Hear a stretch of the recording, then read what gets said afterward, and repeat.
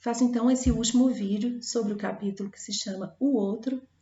Esses vídeos estão ficando maiores do que eu pensava, vocês me desculpem, mas realmente é um texto muito cheio de minúcias que acho que merecem ser comentadas. Enfim.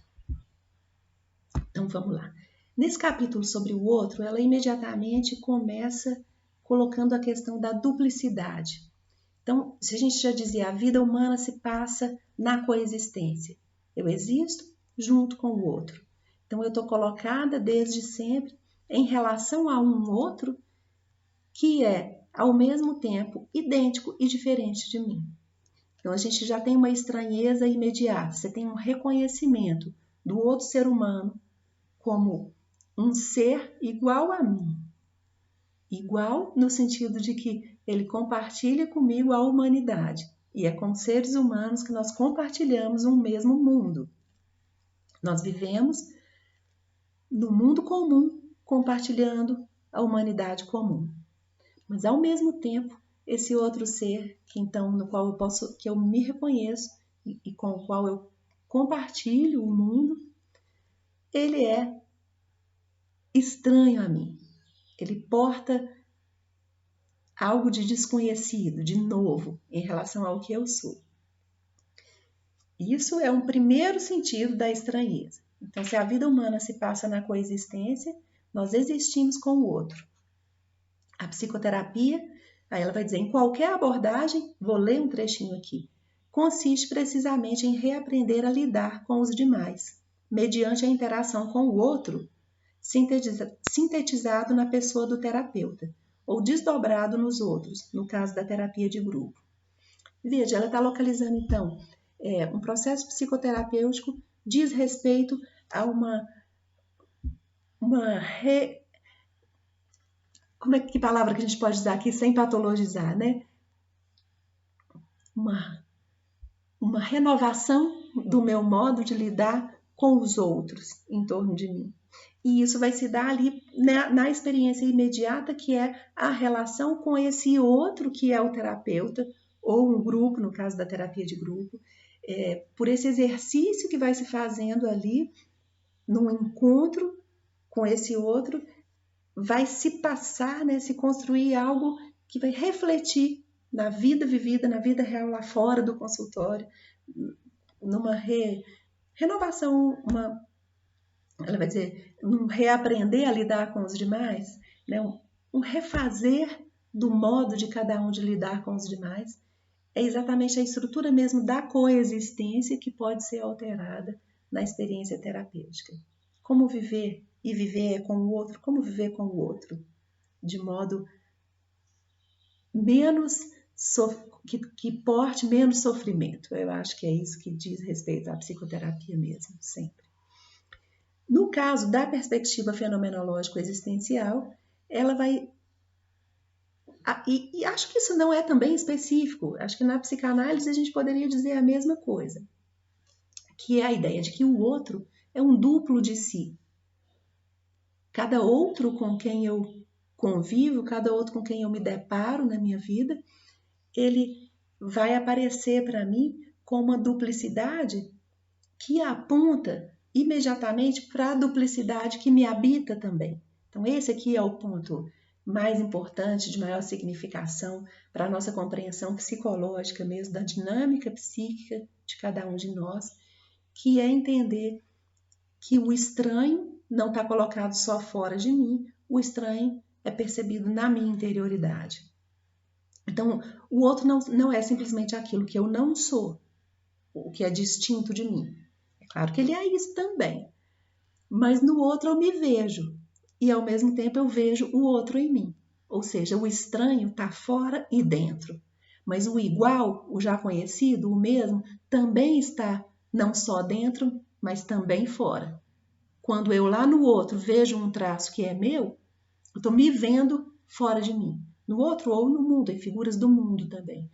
Então isso aqui está dizendo para nós, não localize o conhecido dentro e o desconhecido fora, porque nós portamos na interioridade conhecimento e desconhecimento, ou o mesmo e o outro. E ao mesmo tempo, fora de mim, não está só o desconhecido, porque eu reconheço em muito do que eu vejo fora de mim o mesmo de mim. Tá claro? Não sei se eu me fiz não sei se eu falei isso da maneira mais clara possível. Eu estou só dizendo que há um jogo, né, isso que ela chama desde o início de duplicidade ou de ambiguidade, em que o mesmo e o outro residem na interioridade humana e na relação humana com o mundo fora. Então, dentro de mim e fora de mim estão o mesmo e o outro, ou o idêntico e o diferente, ou o conhecido e o desconhecido. Então, o ser humano não é para si mesmo algo que ele conhece completamente e que vai se defrontar com o desconhecido fora de si. Não. Cada um de nós é para nós mesmos algo ao mesmo tempo conhecido e desconhecido, claro e escuro, com regiões que eu vejo e regiões que eu não vejo. E ao mesmo tempo o mundo fora de mim reflete, eu lido com o mundo fora de mim do mesmo modo. Há áreas claras e escuras, conhecidas e desconhecidas, mesmas e outras na exterioridade. Ou seja, o estranho me habita, assim como no outro está também o mesmo de mim. Todo aquilo que a gente às vezes chama, a partir da psicanálise, de projeção, introjeção, tudo diz respeito a esse movimento que aqui, né, dentro dessa perspectiva fenomenológico-existencial, a gente vai entender como um movimento que diz respeito mesmo ao que é a vivência humana, que é essa instabilidade permanente entre o idêntico e o diferente, a identidade própria e a não identidade, o que é o eu e o não eu, certo? Isso se afigura para nós, isso é percebido por nós sempre dessa maneira dúplice e ambígua. Isso vai implicar na ideia de que o conhecimento de si não conhecimento, vamos dizer que a compreensão de si e a compreensão do outro são movimentos que se nutrem reciprocamente. À medida em que me conheço, sou mais capaz de conhecer o outro e vice-versa.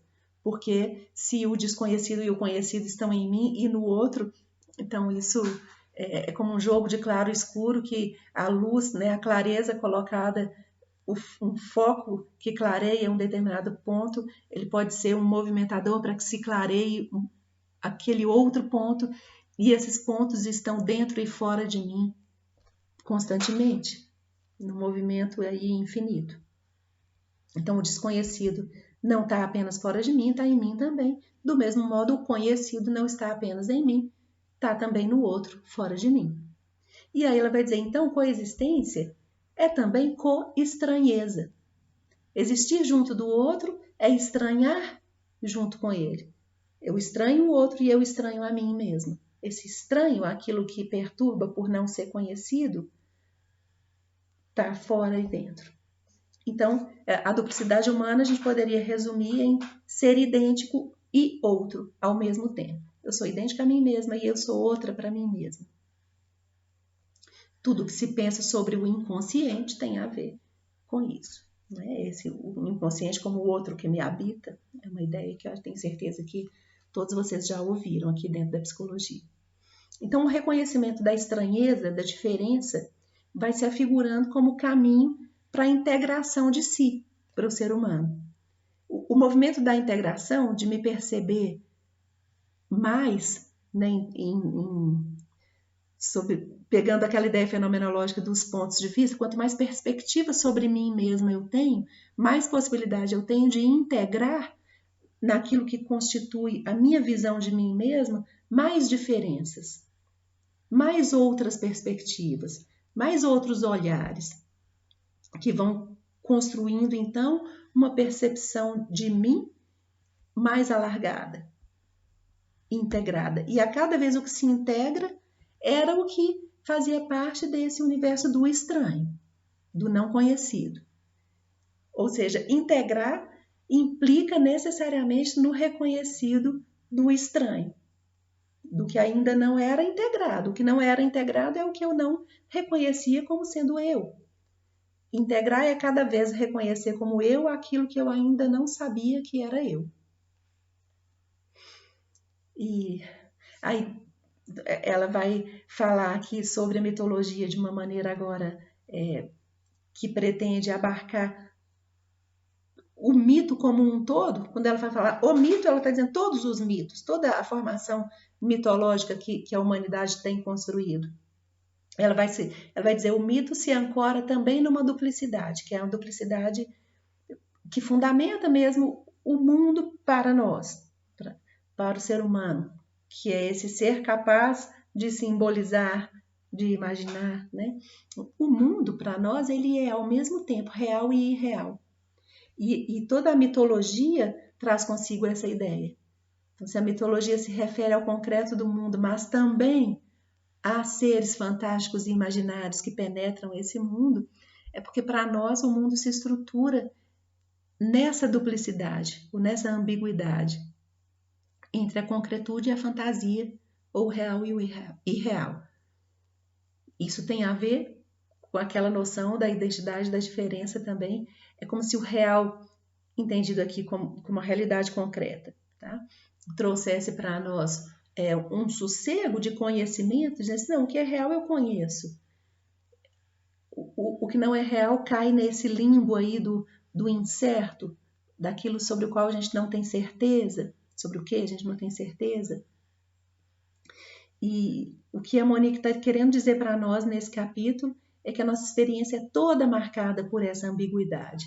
Nós sempre vamos pisar como tendo um pé firme e um instável, porque a nossa experiência é toda feita assim, de percepção de realidade e percepção fantasiosa também. E a fantasia aqui não quer dizer mentira, tá, gente? Fantasioso não é aquilo que é exatamente contrário à realidade vivida, mas é aquilo que é uma faceta da realidade vivida pelo ser humano. Bom, há em nós também um desejo de unificar. Ela vai se referir à experiência mística como o máximo da experiência unificadora, que poderia trazer um sossego, um descanso em relação a essa duplicidade que não é fácil de ser vivida. Por isso a gente tende a negá-la também, ou a se defender dela. Mas também isso vai ficar como um parêntese, não gostaria de entrar muito nesse assunto. Aí chega um ponto do texto que ela vai dizer: o exame da própria duplicidade é, portanto, um ponto de partida para o entendimento da coexistência. Então, se eu reconheço que a duplicidade está em mim, isso já é um ponto que me propicia o entendimento do outro. Porque a estranheza, então, se ela é reconhecida como algo que faz parte da vivência humana, em todas as suas facetas, isso me coloca diante desse outro que já é imediatamente estranho e diferente, com mais possibilidades de vir a construir uma compreensão sobre ele, de alguma maneira integrar esse desconhecido que o outro porta no entendimento aqui agora não mais especificamente do que eu sou, mas do que o ser humano é. Ou no específico do que ele, esse que está diante de mim é. Bom, aqui ela vai entrar então em algumas simbologias que nos ajudam a perceber essa questão da duplicidade ou que surgem aí no seio das mitologias mesmo como possibilidades de se expressar essa duplicidade humana. E ela vai falar sobre o espelho, isso eu já tinha falado um pouquinho, né, no outro vídeo. O espelho é estranho porque ele é ao mesmo tempo idêntico e outro em relação a mim. E vai entrar, o texto agora entra também na questão, ela coloca o sonho como também fonte de duplicidade. O sonho como aquilo que na nossa experiência vivida inaugura para nós o reino do imaginário. E também a morte, que apontaria para essa duplicidade primária entre existir e não existir. Nós que não sabemos existir, ser humano, esse ser que tem a consciência da sua própria existência, tem também a consciência de que chegará o momento de não existir mais. Então, ela vai sintetizar assim que espelho, sonho e morte são 3 fontes de angústia, 3 mensagens de ambiguidade.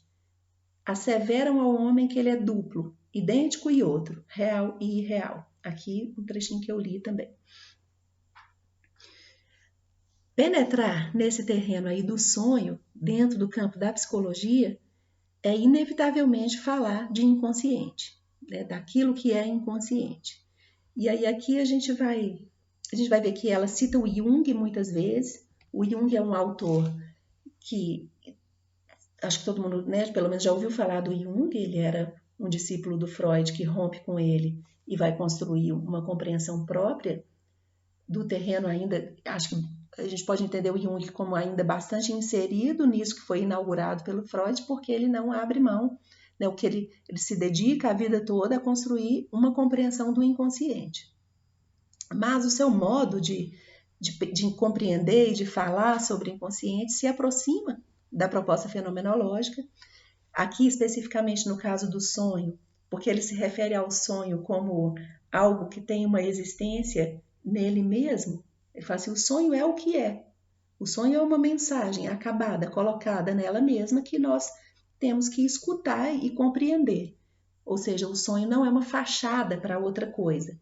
Ele não é um simbolismo que nos refira imediatamente para um outro significado, que de alguma maneira ele faz aparecer e oculta. Não. Por isso ele rompe um pouco com a ideia da interpretação. O que nós temos que fazer diante do sonho é buscar compreendê-lo. E aqui a gente pode pensar, tudo isso realmente parece muito próximo de tudo que a gente já leu aí sobre a fenomenologia. Mas não quero entrar tanto aqui no Jung. Se alguém tiver curiosidade, interesse pelo Jung, quiser perguntar alguma coisa, a gente pode falar um pouquinho na sexta-feira. Eu acho que o mais importante aqui é a gente compreender o que ela vai dizer sobre o que ela chama de hipótese do inconsciente.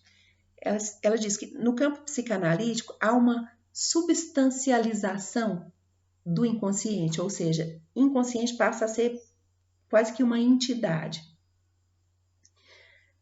Para Monique Ugrai, e eu acho que para todo o campo fenomenológico, existencial, humanista, a gente não vai lidar com essa ideia do inconsciente como algo que seria um substantivo, ou seja, eu tenho o inconsciente dentro de mim, mas a palavra inconsciente vai aparecer no seu sentido de adjetivo, né? Dizer assim, não, há experiências que são inconscientes, movimentos que são inconscientes, realidades que eu ainda não conheci, ou que eu não vou nunca conhecer, mas que não estão colocados sob a luz da consciência para mim.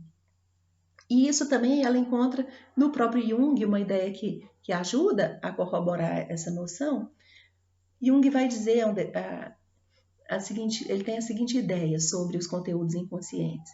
Ele vai falar que todo conteúdo psíquico é ao mesmo tempo consciente e inconsciente para a experiência humana. Ou seja, tudo que eu tenho em minha mente ou na minha percepção do mundo está iluminado pela consciência e tem uma zona de sombra. Um aspecto dessa experiência está sempre não visto, não compreendido. E aí a Monique Ugrai vai dizer assim, então para que a gente separar, como se fossem instâncias mesmo separadas na realidade humana, a consciência e o inconsciente? O que nós temos são experiências, o que o ser humano tem é a sua experiência vivida, é a sua realidade vivida, que é sempre ao mesmo tempo iluminada e sombreada. Eu estou percebendo algo do que eu vivo aqui agora e eu estou ao mesmo tempo não percebendo muitas coisas. E todo esse não percebido vai formando movimentos inconscientes, possíveis dinâmicas que podem aparecer a qualquer momento, ninguém está negando isso que a psicanálise freudiana percebe, né, como fato real mesmo, que conteúdos inconscientes de repente afloram e tem algo a dizer para nós, mas a gente só está dizendo que isso não implica na ideia de um mundo próprio com mecanismos próprios que seriam os mecanismos inconscientes. Tudo está colocado aqui numa experiência que é una e que é sempre ao mesmo tempo vista e não vista por nós. Ou seja, o acontecimento, ele próprio, ele não faz parte de um mundo da consciência ou do mundo do inconsciente. É a atitude, né, do intérprete, ou seja, é a nossa perspectiva que vê ou não vê algo. Ou seja, é a consciência, o nosso ponto de partida é sempre a consciência, a gente falou disso, né, no vídeo sobre a fenomenologia husserliana. É a consciência que clareia algo, e esse é o ponto de partida dela, e deixa sempre algo não visto, algo não clareado. Então, é a atitude que vai formando o campo conscientizado e o campo não conscientizado o tempo todo. E a gente, então, não poderia mais separar fatos como fatos inconscientes ou fatos conscientes, mas todos os acontecimentos estariam marcados aí por uma face clara e uma face escura.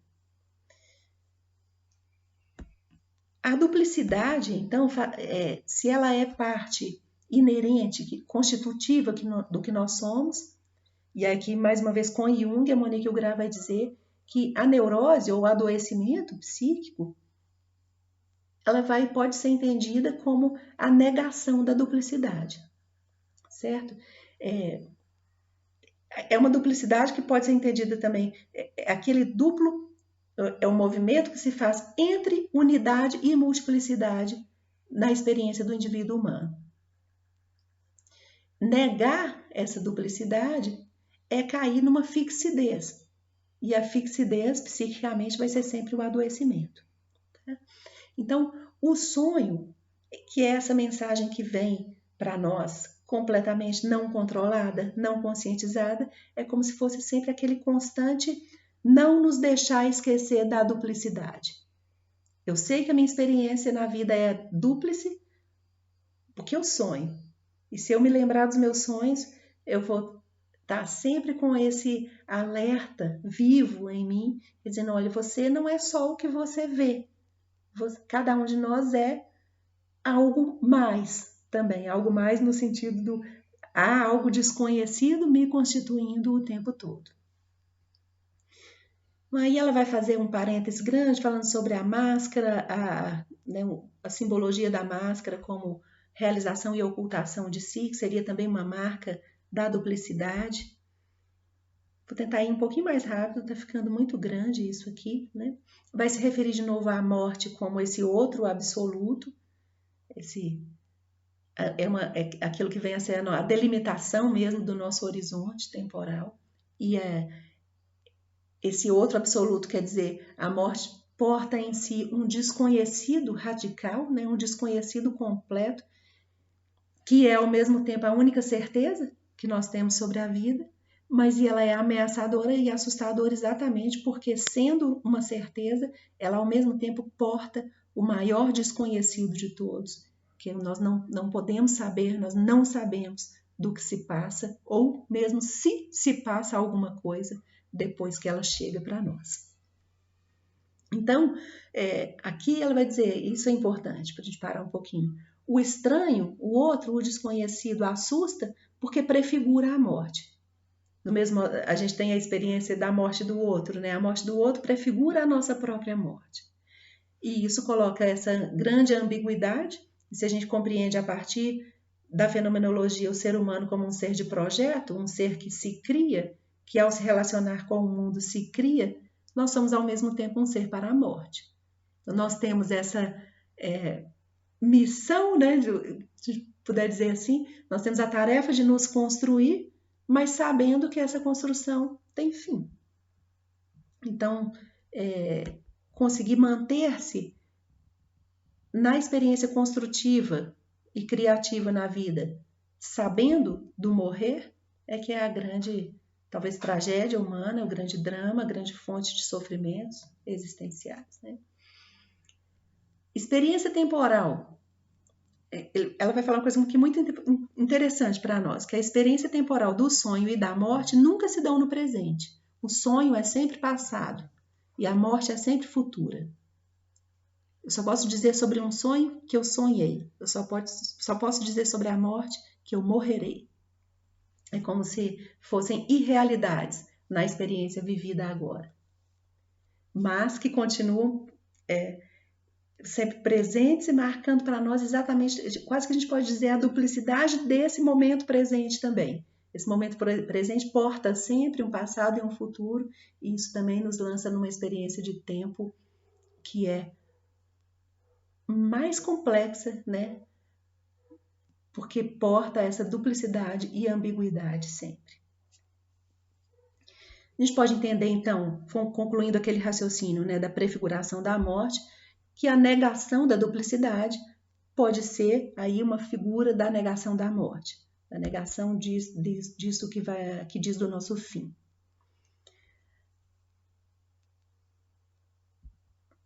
A autora vai falar um pouquinho também sobre, ela propõe que a gente pense na neurose como um divertimento. Não sei se vocês leram alguma coisa do filósofo Pascal. Ele é um filósofo muito interessante, cristão, escreveu no século XVII. E ele usa divertimento como um conceito. Assim, divertimento é tudo que nos distancia da realidade que nós experimentaríamos, por exemplo, estando sozinhos num quarto.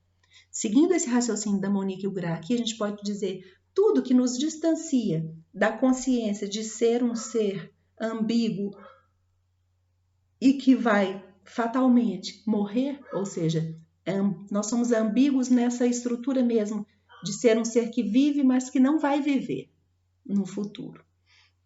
Tudo que nos distancia disso, tudo que nos faz desviar o olhar dessa consciência, é, num certo sentido, divertimento. E ela vai dizer que então a neurose como fuga, como escape dessa consciência, pode ser entendida assim. Gente, aqui também não vou me estender. Se alguém gosta muito de filosofia e já leu Pascal e gosta do Pascal, experimenta pensar um pouco por aí. O que seria o contrário disso, então? O que poderia ser saudável nessa relação? É o assumir da realidade da morte, né? Ter clareza constante desse fato primário de que somos um ser pronto a morrer, né? Então, ter consciência disso pode ser, conseguir assumir essa realidade pode ser um parâmetro de compreensão, de percepção do que é a capacidade de integração da pessoa, ou seja, da sua saúde. Por isso, todo o processo psicoterapêutico, todo o processo de busca de si mesmo comporta um risco, né? E o medo, é um medo que não é um medo vazio, é um medo real, que é o medo de perder-se. Perder-se, perder os próprios limites, é sempre o grande medo do ser humano. E é sempre um risco mesmo. A loucura diz respeito a isso.